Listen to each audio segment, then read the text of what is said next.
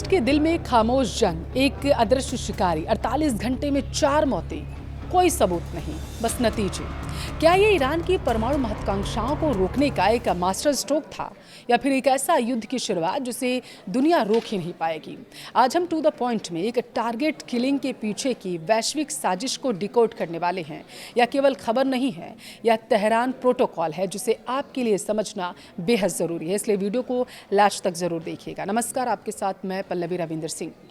Middle east धधक रहा है और इस बार चिंगारी नहीं, सीधा बारूद फटा है। सिर्फ 48 घंटे, जी हाँ, सिर्फ 48 घंटे के भीतर ही ईरान के 4 बड़े अधिकारियों की जान चली गई।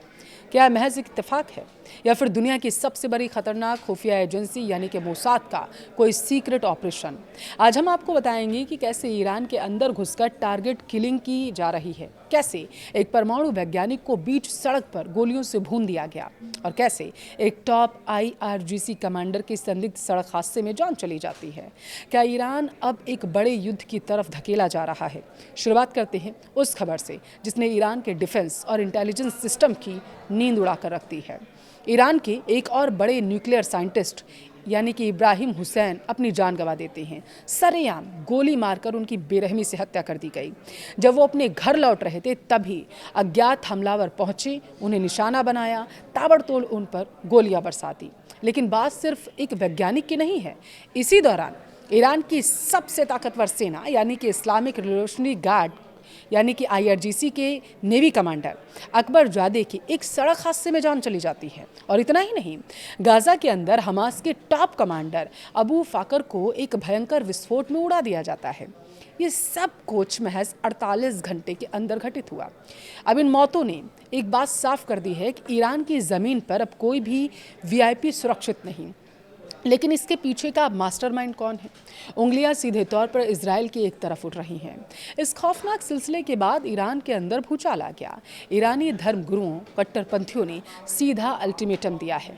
उनका कहना है कि अगर इन हत्यारों का बदला नहीं लिया गया, ये कौन हत्या कर रहा है पता नहीं लगाया गया, तो ईरान पर खतरा मंडराता रहेगा और ईरान के बड़े नेताओं को बिलों में छिप कर रहना पड़ेगा, जैसा कुछ समय पहले हुआ भी था।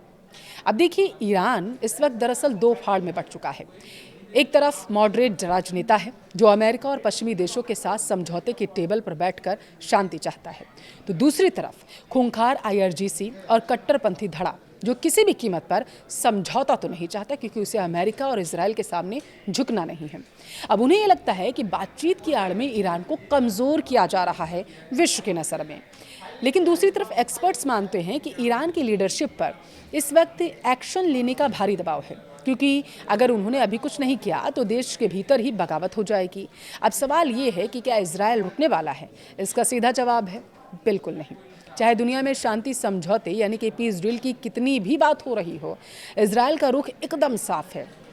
इजरायली डिफेंस फोर्सेस इस वक्त सबसे हाई अलर्ट पर हैं। इजरायल ये भली भांति जानता है कि ईरान के अंदर अगर इसी तरीके से टारगेट किलिंग्स होती रहीं तो ईरान कमज़ोर पड़ेगा और शायद वहाँ की जनता शासन के खिलाफ आ जाएगी, विद्रोह करने लगेगी। रिपोर्ट्स बताती हैं कि किसी भी शांति समझौते के होने की उम्मीद अब लगभग 20% से भी नीचे जा चुकी है।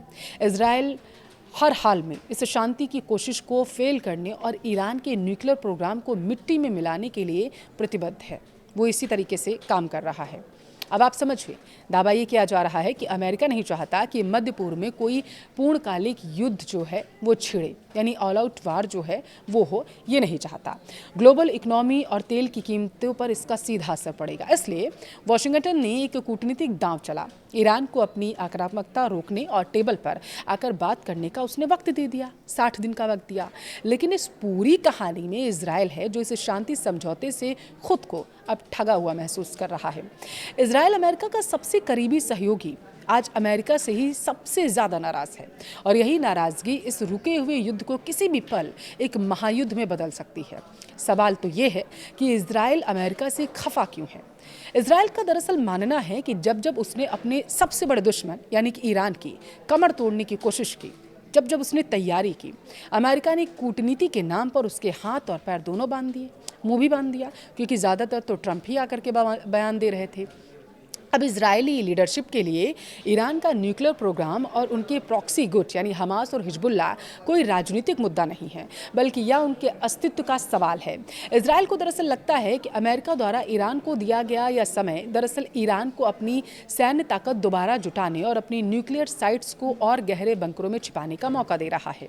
व्हाइट हाउस से बार बार संदेश आ रहे हैं, रुको हम बात कर रहे हैं, लेकिन तेल अवीव में बैठे सैन्य कमांडर्स का धैर्य अब जवाब दे रहा है। इजरायल को साफ लगने लगा है कि अमेरिका अपनी राजनीतिक मजबूरियों के चलते ईरान पर कोई कड़ा एक्शन नहीं लेगा और यहीं से जन्म लेता है खौफनाक प्लान बी।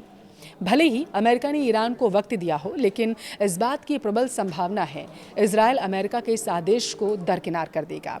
इतिहास गवाह है, जब इजरायल को अपनी सुरक्षा पर खतरा महसूस होता है तो वह किसी की परवाह नहीं करता। आप याद करिए 1981 का ओपेरा ऑपरेशन, जब इजरायल ने बिना दुनिया को बताए इराक के ओसरिक न्यूक्लियर रिएक्टर को तबाह कर दिया था, निस्तानाबूद कर दिया था। 2007 का सीरिया स्ट्राइक आप याद करिए, जब इजरायल ने सीरिया के सीक्रेट न्यूक्लियर प्लांट को रातों रात मलबे में बदल दिया था। अब आप समझिए, इजरायली खुफिया एजेंसी मोसाद और आईटीएफ इस वक्त फुल अलर्ट पर हैं। अगर इजरायल हमला करता है तो यह कोई छोटा मोटा ड्रोन अटैक नहीं होगा, या ईरान की सैन्य और परमाणु संपत्ति पर एक प्री एक्टिव स्ट्राइक मानी जाएगी।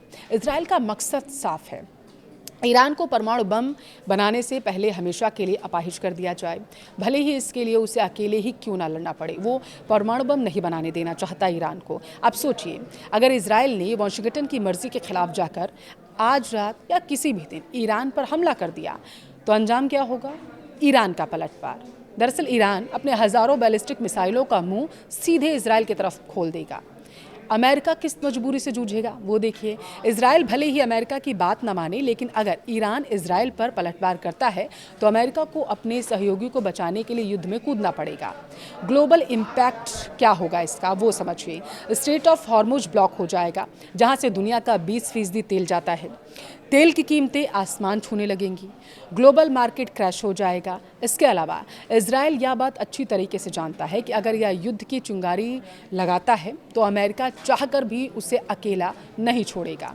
इजरायल इसी कूटनीतिक मजबूरी का फ़ायदा उठाना चाहता है। अमेरिका द्वारा ईरान को दिया गया समय इजरायल के लिए एक टाइम बम की तरह है, वो तैयारी कर रहा है।